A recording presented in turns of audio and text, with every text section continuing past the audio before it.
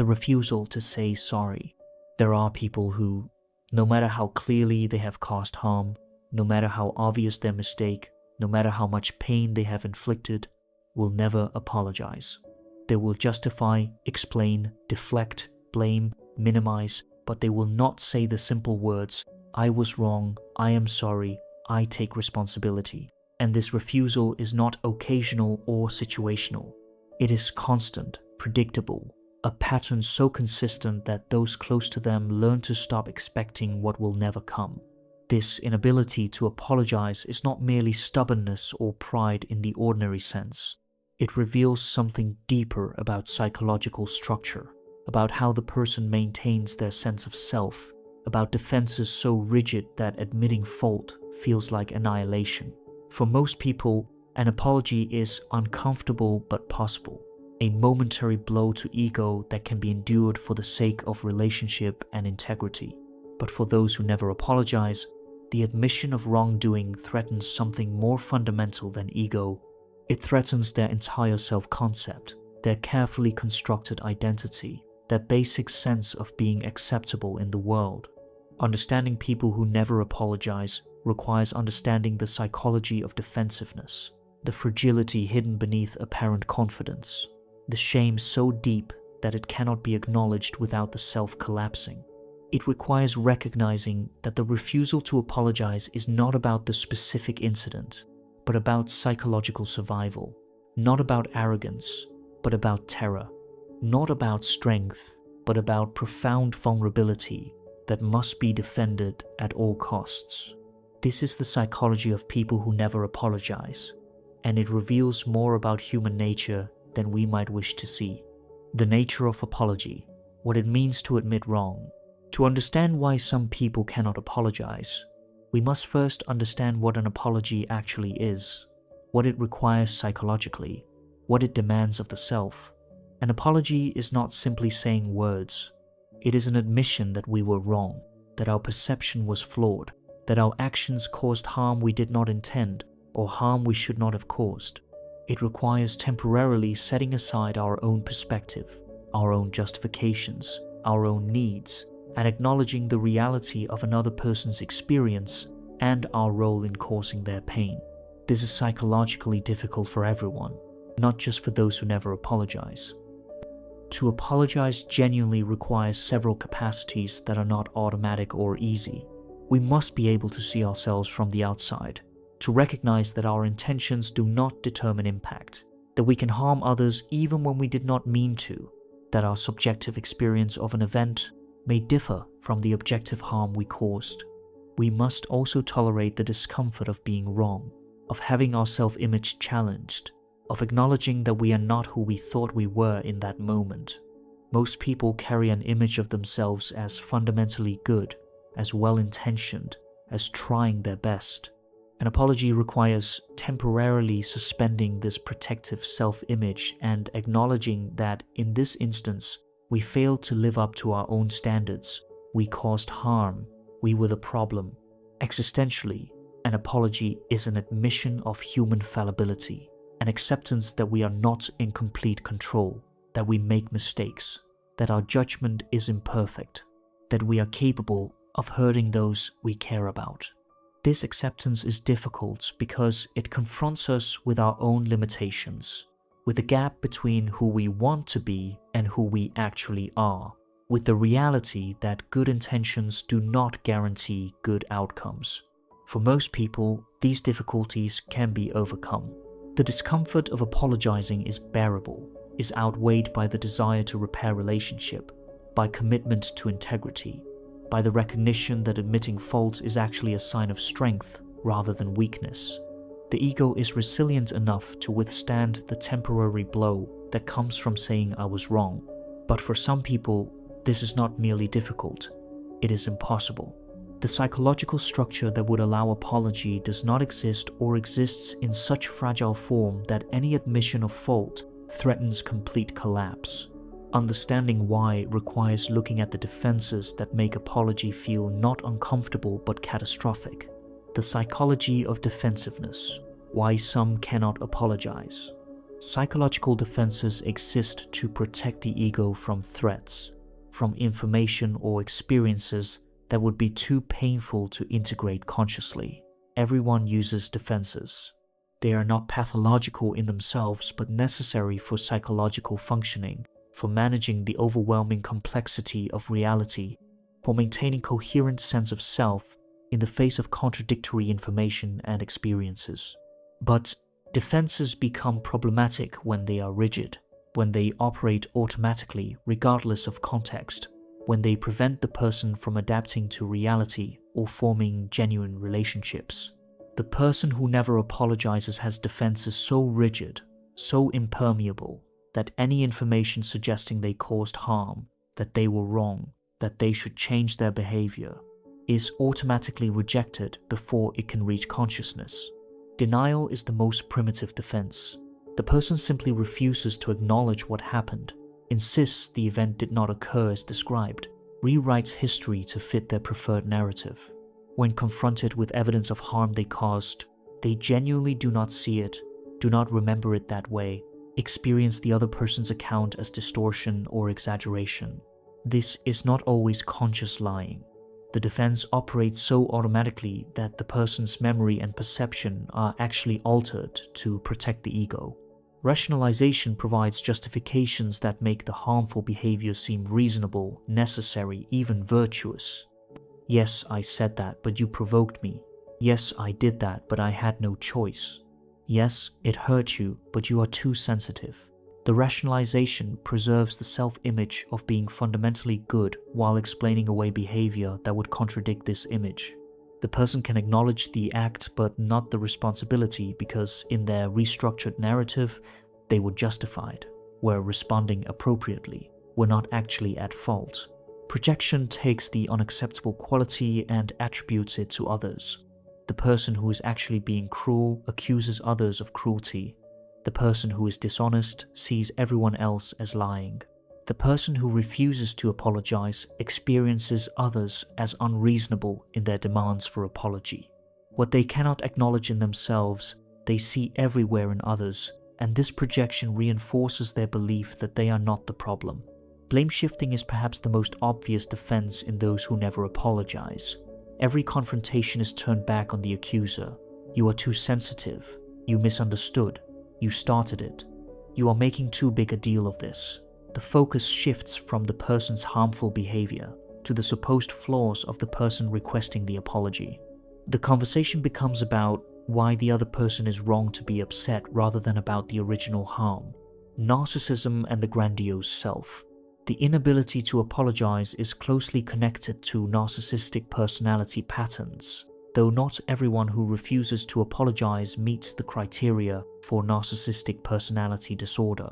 Narcissism exists on a spectrum, from healthy self-esteem to pathological grandiosity, and the refusal to apologize becomes more rigid and more damaging as narcissistic traits intensify. At the core of narcissism is what psychologists call the grandiose self, an inflated self-image that requires constant protection and reinforcement. The narcissistic person experiences themselves as special, superior, uniquely talented, or important. This grandiosity is not simply confidence or healthy self-regard. It is a defensive structure built to protect against unbearable feelings of worthlessness, shame, and inadequacy that lie beneath the surface. For the narcissistic person, admitting fault threatens the grandiose self. If they acknowledge they were wrong, if they admit they caused harm, if they accept responsibility for hurting someone, this contradicts the image of themselves as superior, as always right, as incapable of the ordinary failures that afflict lesser people. The apology would require collapsing the grandiose self and facing the worthlessness beneath it, and this feels like psychological death. This is why narcissistic individuals often respond to requests for apology with rage, what psychologists call narcissistic injury. The suggestion that they were wrong, that they should apologize, is experienced as an attack, as an attempt to humiliate them, as intolerable assault on their inflated self-image. They lash out not because they are strong, but because they are fragile. because the grandiose self is a brittle defense that shatters when confronted with ordinary human limitation.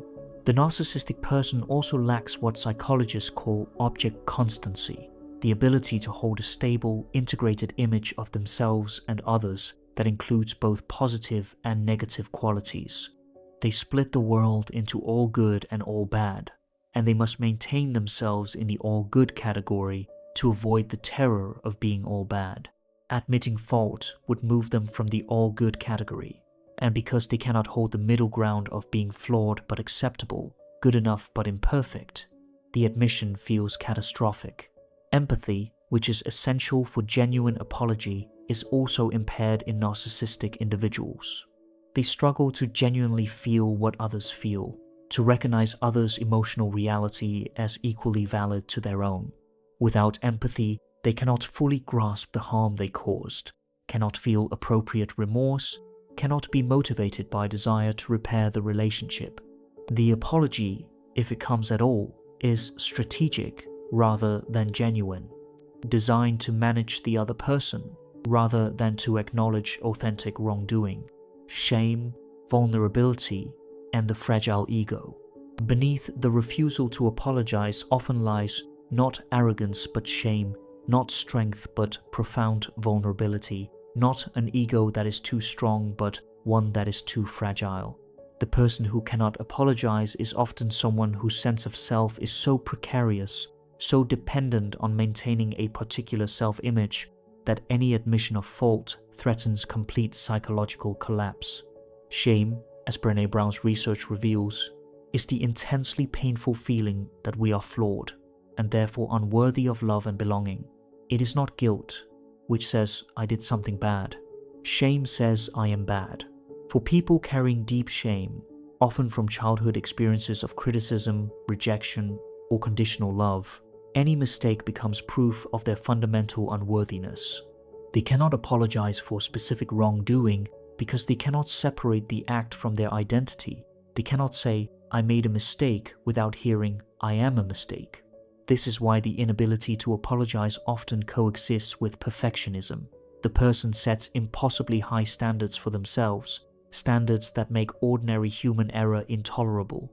If they admit they were wrong, if they acknowledge they hurt someone, they must face that they have failed their own impossible standards, and this failure confirms the deep shame they have been desperately trying to avoid their entire lives. The refusal to apologize is therefore a defense against shame, an attempt to maintain the illusion of being acceptable by never admitting fault. If I never apologize, if I never acknowledge wrongdoing, then I never have to face the shame that I am fundamentally flawed, fundamentally unworthy, fundamentally bad. The defense is rigid because the underlying vulnerability is so extreme, because the shame is so unbearable that any crack in the defensive structure threatens to release feelings that will be overwhelming. Vulnerability, which is required for genuine apology, is experienced by these individuals as weakness, as danger, as something to be avoided at all costs. To apologize is to be vulnerable, to admit you hurt someone, to acknowledge your impact, to open yourself to the other person's anger or disappointment or rejection. For someone whose early experiences taught them that vulnerability leads to harm, that showing weakness invites attack, that admitting fault brings punishment or abandonment, this vulnerability is terrifying. The ego that cannot apologize is therefore not a strong ego but a fragile one, defended so rigidly precisely because it is so vulnerable, refusing to bend because it would break, maintaining absolute certainty because uncertainty would be unbearable. Understanding this fragility can create compassion, though it does not excuse the harm that refusal to apologize causes. The cost of never apologizing, relationships, and reality. The inability to apologize carries devastating costs, both for relationships and for the person's connection to reality. Relationships cannot survive without repair, and repair requires acknowledgement of harm, which requires apology. When one person consistently refuses to apologize, the relationship becomes toxic, unbalanced, suffocating for the person who is always wrong, always at fault, always the one who must apologize while their legitimate grievances are never acknowledged. Partners, friends, family members of people who never apologize describe a particular kind of exhaustion. They learn to stop bringing up issues because confrontation never leads to resolution, only to defensiveness, blame shifting, and days or weeks of tension. They begin to doubt their own perceptions, wondering if maybe they are too sensitive, maybe they misunderstood, maybe they are the problem, as they have been told repeatedly. This is gaslighting, the erosion of reality testing that occurs when someone consistently denies your experience of harm they caused. Over time, relationships with people who never apologize become characterized by distance and resentment. The person who was harmed cannot fully trust or open themselves to someone who refuses accountability, who will never acknowledge their mistakes, who experiences every conflict as an attack to be defended against, rather than a problem to be solved together. Love erodes under the weight of accumulated unrepaired harm, under the loneliness of never having your pain acknowledged, under the impossibility of genuine intimacy with someone who cannot be vulnerable. But the cost is not only relational. The person who cannot apologize also loses contact with reality. They must constantly distort perception to maintain their defensive structure, must rewrite history to preserve their self-image, must see others as perpetually wrong to avoid seeing themselves as ever wrong. This creates a kind of psychological isolation, living in a constructed reality rather than in shared reality, unable to truly know themselves because they cannot acknowledge their flaws, unable to truly know others because they cannot hear feedback that contradicts their self-perception. The refusal to apologize also prevents growth. We learn from mistakes when we acknowledge them, when we take responsibility, when we examine what we did and why and how we might do differently. The person who never apologizes cannot learn because they cannot acknowledge errors, cannot develop because they cannot face limitations, cannot mature because they are trapped in rigid defenses that prevent the vulnerability required for change. They also lose the respect that genuine apology creates. People respect those who can admit fault, who can take responsibility, who have the strength to be vulnerable. The person who never apologizes may maintain the illusion of never being wrong, but they lose the deeper respect that comes from genuine accountability. Can they change? Understanding and boundaries. The question that haunts everyone in relationship with someone who never apologizes is this: can they change? Can the person who has defended against vulnerability their entire life learn to admit fault? Can the narcissistic individual develop genuine empathy?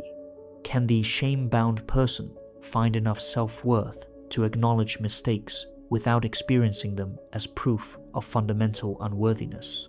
The honest answer is rarely, and only under specific conditions.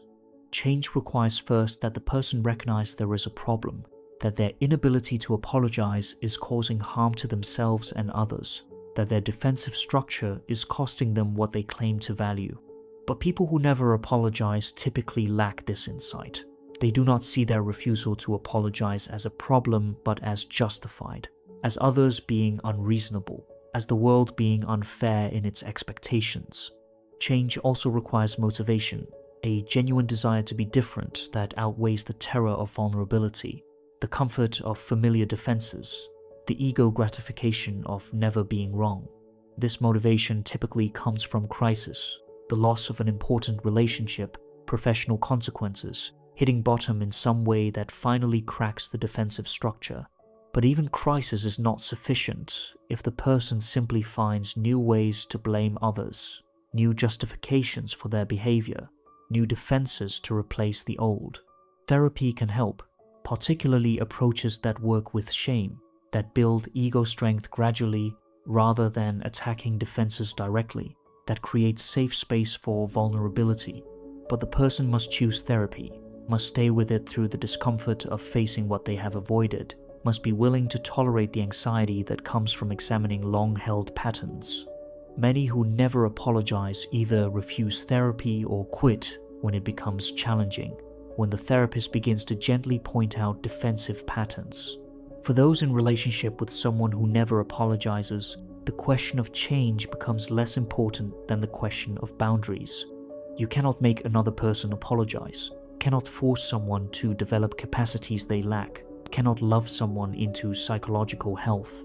What you can control is how you respond, what you will tolerate, what boundaries you will set to protect yourself from ongoing harm. Boundaries might mean disengaging from futile arguments, refusing to accept blame shifting, limiting emotional intimacy with someone who cannot take responsibility. In some cases, boundaries mean ending the relationship, recognizing that you cannot maintain your own psychological health while continuously absorbing unacknowledged harm from someone who will never admit fault. Understanding the psychology behind the refusal to apologize can create compassion. These are not monsters but wounded people, defending against vulnerabilities they cannot face, maintaining rigid structures because they fear collapse. But compassion does not require accepting ongoing harm. You can understand why someone cannot apologize, while also recognizing that a relationship without accountability is a relationship that damages you. And choosing to protect yourself is not cruelty but self-preservation. The hardest truth is that some people will never apologize, will never change, will defend their fragile egos at any cost, including the cost of every meaningful relationship they have. And you must decide whether understanding their psychology is enough, or whether you deserve the basic dignity of having your reality acknowledged and your harm repaired. Conclusion: the psychology of people who never apologize reveals the intricate defenses humans construct to protect against vulnerability, shame, and the admission of fault.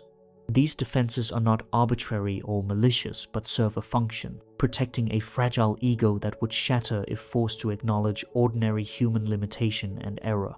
Understanding this does not make the refusal to apologize less harmful, but it transforms our perception from seeing arrogance to seeing terror, from seeing strength to seeing profound weakness.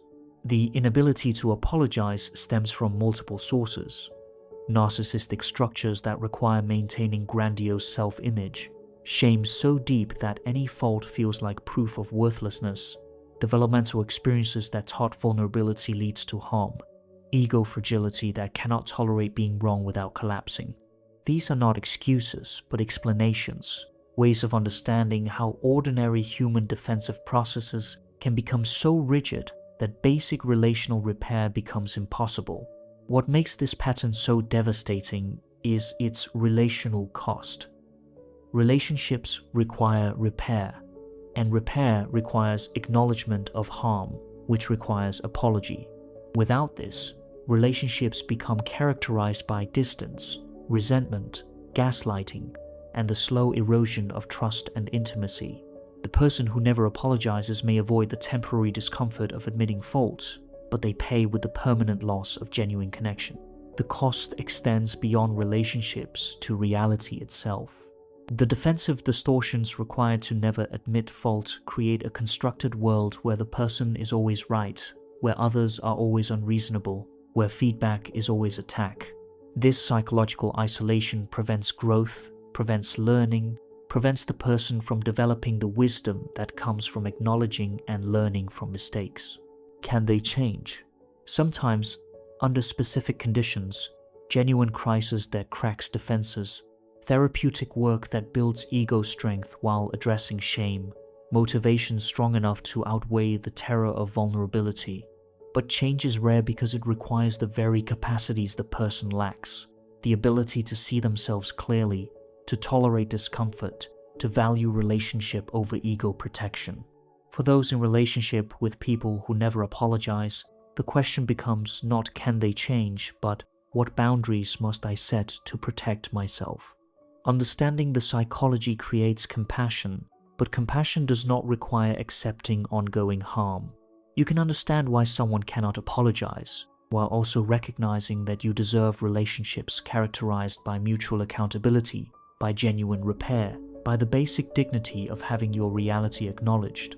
The refusal to apologize is not strength but fragility, not confidence but fear, not integrity but defensiveness, so rigid that ordinary human vulnerability becomes impossible. And while we can have compassion for the wounds that created such defenses, we can also recognize that compassion for them does not require sacrificing our own psychological health. Some people will never apologize. This is not a judgment but a reality, a recognition that certain defensive structures become so entrenched, so necessary for the person's psychological survival, that they cannot be dismantled without the person feeling they would cease to exist. And you must decide whether you can accept a relationship with someone who will never acknowledge harm, never take responsibility, never offer the repair that apology provides. The psychology of people who never apologize teaches us about human defensiveness, about the wounds that make vulnerability unbearable, about the structures we build to protect fragile egos. But it also teaches us about our own boundaries, about what we will accept, about the difference between understanding and enabling, between compassion and self-sacrifice. Understanding is important, but so is protecting yourself from relationships that will never provide what all humans need: to be heard, to have our reality acknowledged, to receive repair when we are harmed. This is not too much to ask. It is the minimum requirement for genuine relationship. If this exploration has helped you understand someone in your life who never apologizes, or if you recognize these patterns in yourself, you have gained valuable insight. Understanding the psychology does not solve the problem, but it clarifies what you are dealing with and what choices you have. Subscribe to this channel if you seek content that explores complex relational psychology with depth and honesty, that does not offer easy solutions, but provides understanding that empowers choice. Share this with someone who needs to understand why certain people cannot apologize, who needs permission to set boundaries, who needs validation that their expectation of basic accountability is not unreasonable. Leave a comment sharing your experiences with people who never apologize, how you have navigated these relationships, what boundaries you have set, what you have learned. This community exists for those willing to examine difficult relational dynamics with honesty and compassion. Remember, you deserve to have your reality acknowledged. You deserve relationships where harm is repaired, where accountability is mutual, where apology is possible. Understanding why someone cannot apologize does not obligate you to accept ongoing harm. Compassion for their wounds does not require sacrificing your own psychological health. If you recognize these patterns in yourself, know that change is possible but requires the courage to face what you have avoided, to tolerate the vulnerability you have spent your life defending against, to seek help from someone who can guide you through the process of developing the ego strength that makes apology possible without collapse. The refusal to apologize isolates you, damages your relationships, prevents genuine intimacy and growth. But admitting this is difficult, requires facing the very vulnerability that your defenses were built to avoid.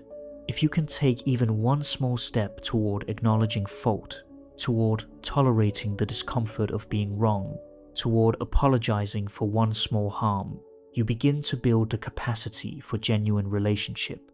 For those on the receiving end, set boundaries, protect yourself, recognize that you cannot change another person, and know that leaving a relationship with someone who will never apologize is not failure, but self-respect, not cruelty, but self-preservation, not giving up, but choosing yourself.